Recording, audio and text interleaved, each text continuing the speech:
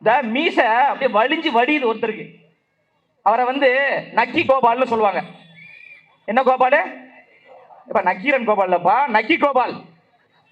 அண்ணா அறிவாலயத்தில் நக்கி கொண்டிருக்கின்ற நக்கி கோபால் சொல்றாரு, நல்ல கண்ணு அவர்களுடைய உடலை பார்ப்பதற்கு செல்கின்ற போது அண்ணன் விஜய் அவர்கள் மது அருந்திவிட்டு சென்றார் என்று சொல்லக்கூடிய அயோக்கிய நக்கீரன் கோபால் அவர்களே வாடா போடா என்று பேசுறார். வாடா போடான்னு பேசாதடா கோபாலு. இதே விமர்சனத்தை தான் புரட்சி தலைவர் கேப்டன் விஜயகாந்த் அவர்களுக்கு என்ன முன்னெடுத்தாங்க? சமூக வலைதளத்தில் இதே போன்ற அவதூறுகளை, அவர் ஒரு குடிகாரர், அவருக்கு எதுவுமே தெரியாது என்று திமுக முன்னெடுத்தது.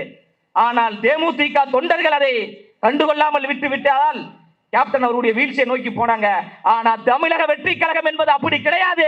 இந்த கூட்டம் என்பது உலகத்திலே தலை சிறந்த விர்ச்சுவல் வாரியர்ஸ் என்கின்ற போர் படையை நாங்கள் வைத்திருக்கிறோம்.